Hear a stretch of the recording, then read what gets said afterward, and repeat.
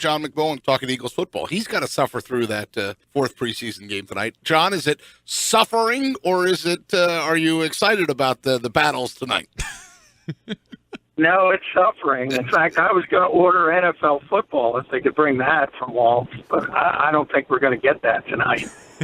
Yes, it's a glorified preseason game, and Josh has a whole plan on how he wants to knock the preseason down to just 2 preseason games and add an extra regular season game, but he's not the commissioner, and he's not the owners. Yeah, Josh knows I want to outlaw it completely. So I want to go to the college route where, hey, the college teams, they're going to show up this weekend. They're going to play. They don't have any preseason games, and everything is just fine. So I think it's kind of ridiculous, and it's sort of like a comfortable inertia that the NFL doesn't change this because we've hit the tipping point. And you saw it last night when they moved the Washington-Tampa Bay game because of the possibility of the hurricane. Tampa Bay didn't dress 25 players for that game at the start, which means 33% of the guys available didn't even dress, and Washington didn't even take 22 to Central Florida. So, I mean, these fourth preseason games especially are just utterly ridiculous. Well, John, despite its ridiculousness, there is still a game tonight. And a couple of the guys who are playing tonight, we know that Kendricks, Johnson, Chase Daniel, and Stephen Tulloch and Dorial Green-Beckham are all playing tonight. So of that group of guys, who is somebody that you're looking at most intently?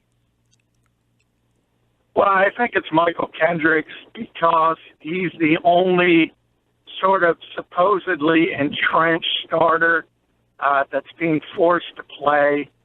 And that's because of a number of reasons. One, he continuously has the hamstring issues. He's missed a lot of repetitions. And all of a sudden, one of those other guys you mentioned, Stephen Tulloch, shows up. He's a Jim Schwartz favorite, obviously. We all know that. And by the way, guys, if you look at the other Jim Schwartz guys on this defense, Leotis McKelvin, Ron Brooks, Nigel Bradham, they're all starters. And I've been saying it from the start. Stephen Tulloch's going to be a start at some point. And if he is, the guy's job he's taking is Michael Kendricks. Sports Bash here on 97.3 ESPN. We're talking about Eagles insider John McMullen. You can catch all of his previews and all of his articles at 973ESPN.com. John, staying on the defensive side of the ball, one of the guys you highlighted on the website was cornerback C.J. Smith. He seems to be a guy who would be on the bubble, but if he does make the team, John, what does that say for who might not make the team?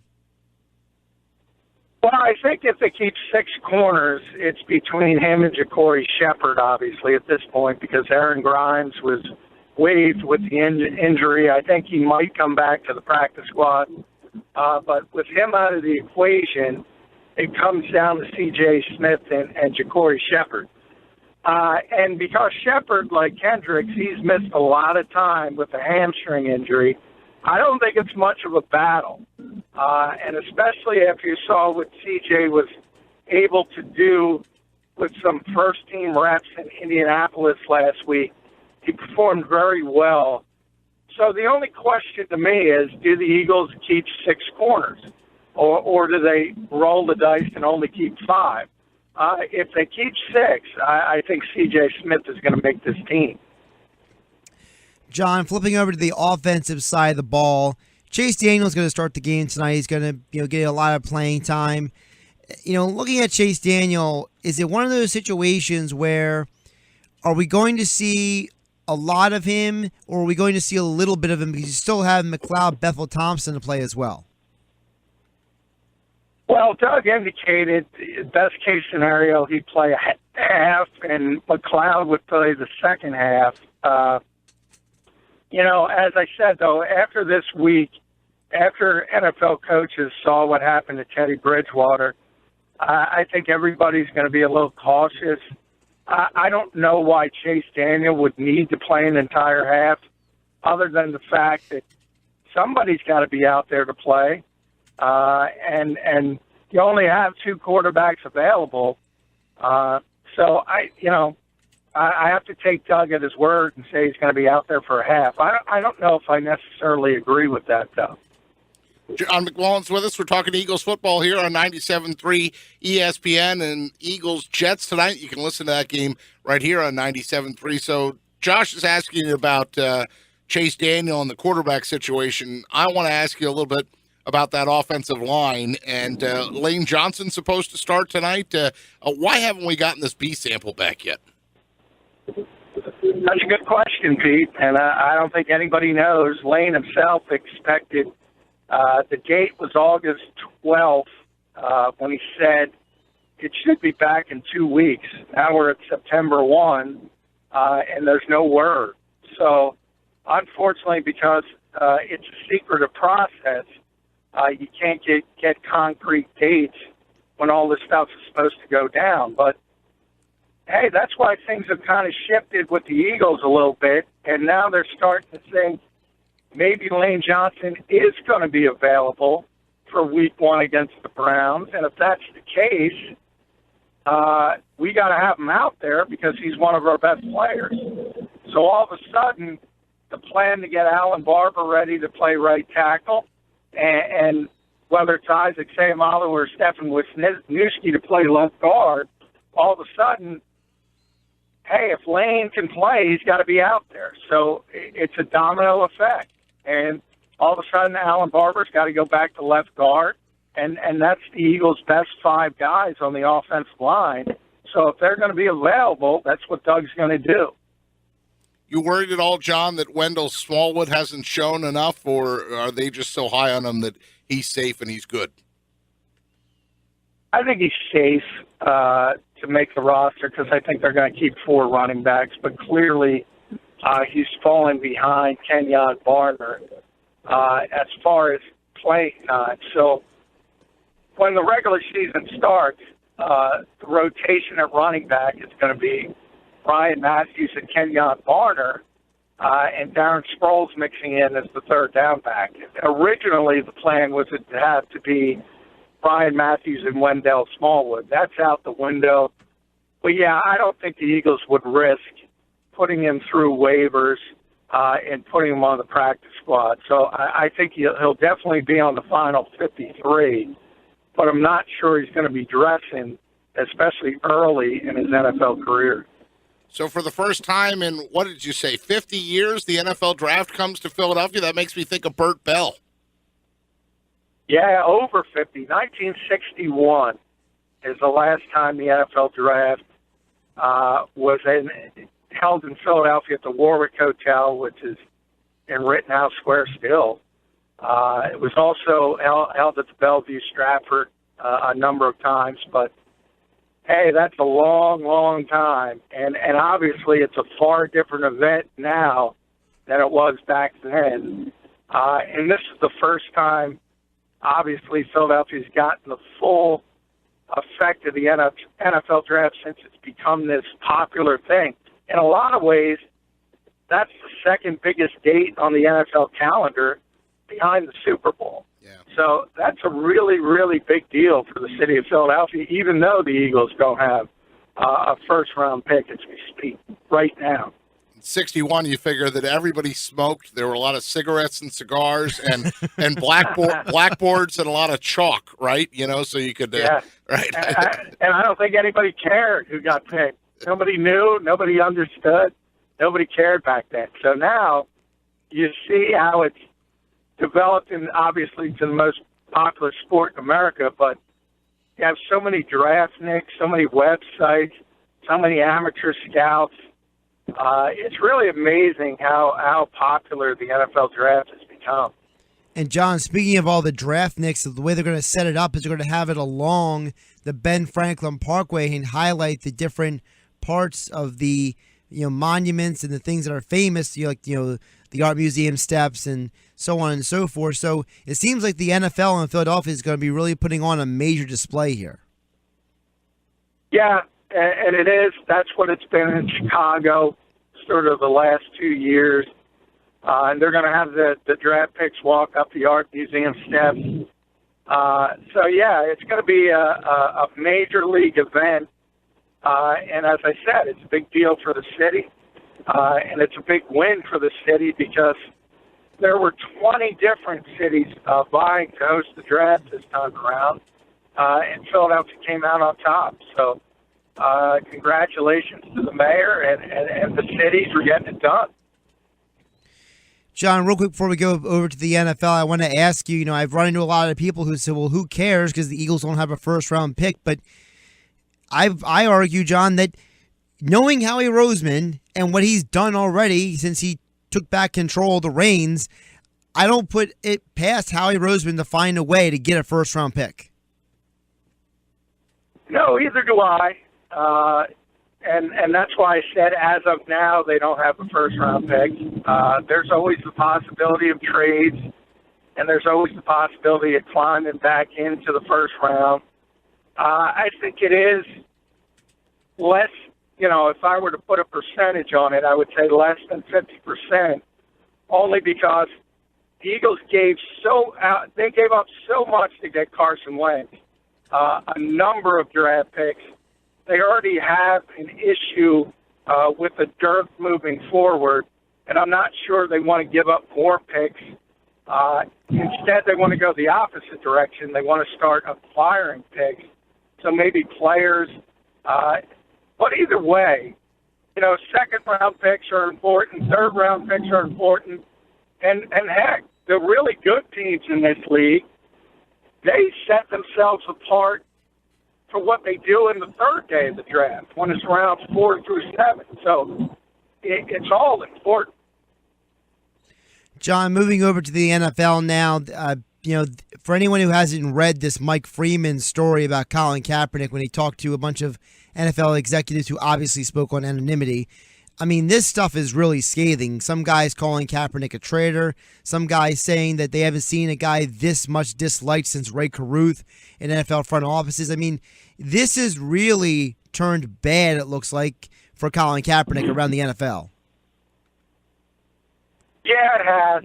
And if you saw Sockgate started today, he had socks on at practice that pictured police officers as pigs.